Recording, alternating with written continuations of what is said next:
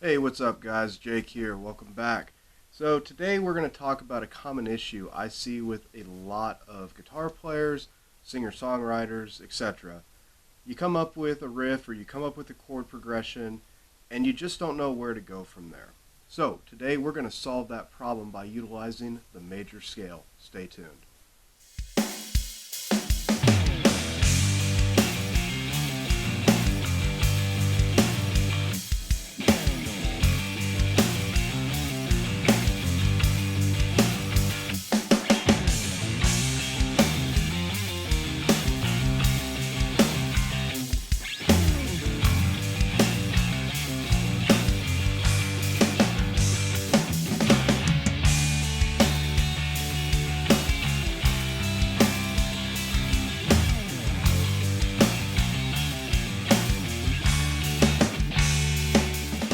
Quick little disclaimer.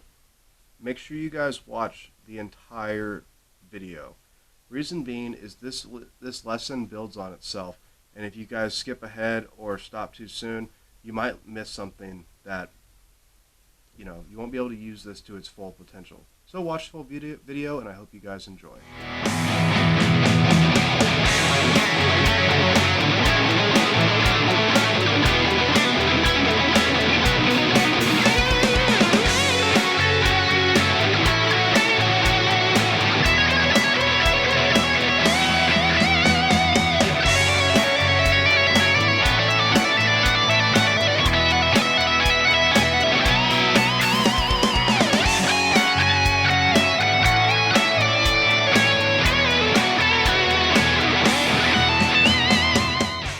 Alright guys, welcome back. So if you guys are new to the channel, welcome. Make sure you hit that subscribe button and definitely hit that bell notification to let you know every time I post a new video. So as I said in the intro, we're going to solve this problem by utilizing the major scale. Now what exactly is the major scale? Major scale is just 7 notes.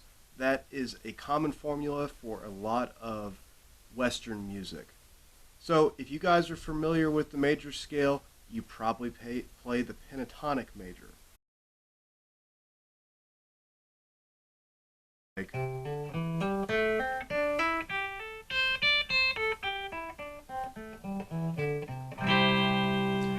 Nothing wrong with the pentatonic major. It's great for any kind of improv or solo stuff or even writing melodies. It's great. We're going to do it a little bit different. We're actually going to play it in a modal shape, particularly the Ionian mode, which all that is the major scale. I'm not going to go too deep into modes. We're primarily just working off of the Ionian mode. If you guys would like me to do any kind of in-depth videos on modes and stuff like that, leave it in the comments below and I'll be more than happy to do that. So I'm going to throw up some stuff for you real quick on the screen. So as you can see, we have a bunch of W's and a bunch of H's. Okay, what does that mean? The W's stand for whole steps. The H's stand for half steps. So how are we going to utilize this to create a major scale? Well, that's the formula to make a major scale, and I'll explain here in just a minute. So let's say we want to write a song in the key of C. All I need to do is go to my 6th string or my low E and find a C. That is going to be my root, my tonic, my key, whatever you want to call it. Those are all the same thing. So where I find C on the low E is on the 8th fret. Now going off of the little formula that I showed you guys, I'm going to go up a whole step from this root note or the tonic or the key. So if I go up a whole step, all I'm doing is moving up 2 frets. So I see I'm at the 8th fret, so my next note is going to be on the 10th fret of the 6th string. From there, if I look back at that formula, we're going to be going up another whole step. So 2 more frets, that'll put me on the 12th string, on the 12th fret of the 6th string. So first 3 notes of our scale we've already got figured out. And if you notice, what I'm doing is I'm starting to play that modal shape. So I'm starting on the 8th fret, 6th string, C, using my my ring finger to go up 2 frets to the 10th fret, which is D, and then using my pinky finger to hit 2 frets up, a whole step, to E. So first 3 notes, C, D, E. From here, I'm going to do the exact same pattern I just did. I'm just going to drop it down to my 5th string. So if we look at the formula, I'm going up a half step from this E. So if we look on our fretboard, I could either just move from the 12th fret up 1 more fret, which gives me F, or I can play it on the 8th string, or 8th fret, 5th string. Same note. So all I'm going to do is play this exact same thing, once again, starting from my root. So C, D, E, F. That F is once again played on the 8th fret, 5th string. From there, I'm going to go up another whole step. So 2 more frets to G, another whole step to A, and then another whole step to B. Now you could, once again, go from 8, 10, 12 on my 5th string or the A string, up 2 more frets, and then you'll hit that B once again. But what I like to do is I'll drop it down to the D string or the 4th string and hit that 9th fret. So the scale altogether, playing it in the Ionian mode shape: 8th fret, 10th fret, 12th fret, drop down to my A string, 8, 10, 12, drop down to the D string, 9, and if I go up 1 more step, I'm back at my root note. So the entire thing all together.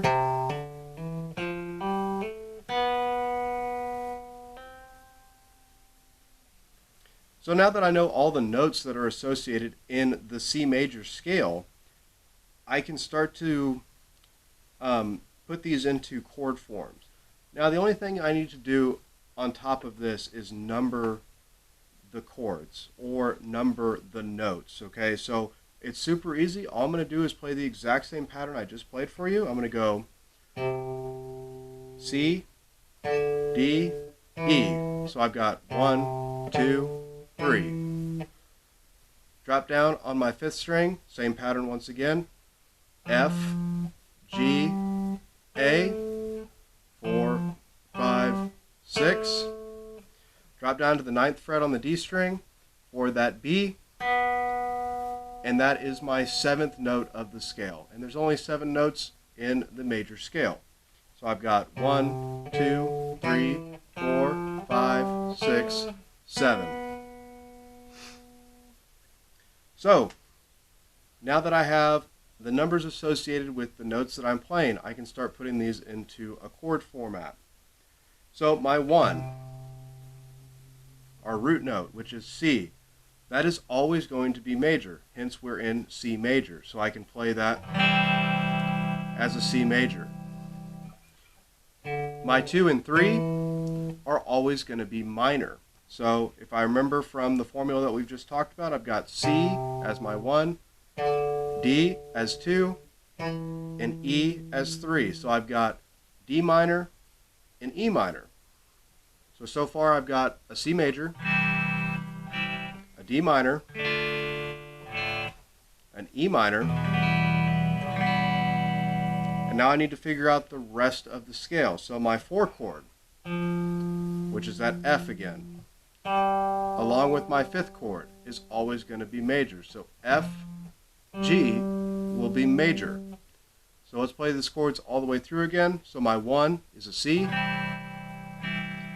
my 2 is a D minor, my 3 is a E minor, my 4 chord is an F major, my 5th chord is a G major. Now we need to talk about the last 2.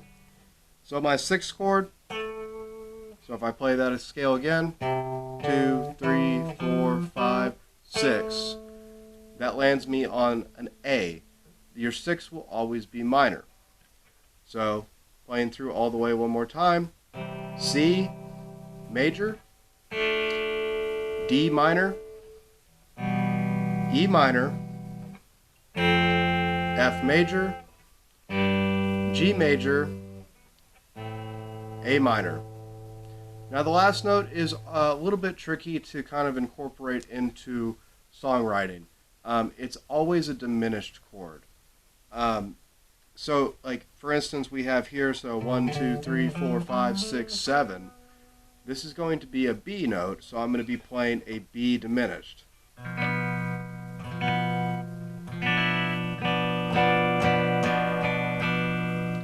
Not the most pleasant thing to listen to.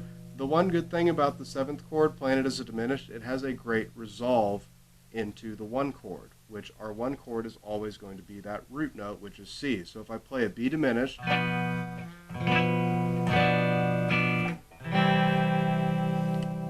it has a great resolve back into our C major chord. So now that I've laid out everything that I can use for a song in C major, I know all the scales, or I know all the chords that I can use. So I'll play them one more time all the way through. My 1 chord, C major, my 2 chord, E minor, my 3 chord, E minor, my 4 chord, F major, 5th chord, G major, 6th chord, A minor, and 7th chord, B diminished. Back into C. So I can come up with chord progressions now. So if I want to do like a 1, 4, 5 chord progression, it's a pretty popular chord progression. I already know what chords I need to use for that 1, 4, 5 in C. All I need to do is C, F major, G major. 1, 4, 5. Now let's say I wanted to add the minor 6 in there. I already know what that's going to be because the 6th note in my scale is an A. So A minor, I can throw that in anywhere I want. So let's say we'll do a 1, 6, 4, 5 progression. Pretty popular progression once again. So 1, 6, 4, 5.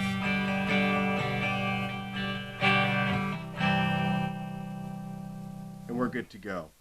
Now the best part about using this as a songwriting tool is you can utilize this pattern anywhere up and down the neck. So for instance, if I want to play an F major, I start on my root at F on the 1st fret of the 6th string, and I follow that exact same pattern of playing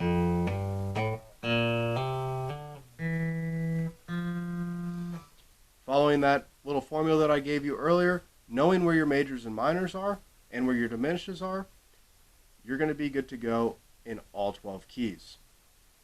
So I hope you guys enjoyed the video. Leave a comment below on how you guys write songs. This is the way I primarily write songs whenever I have anything with the band.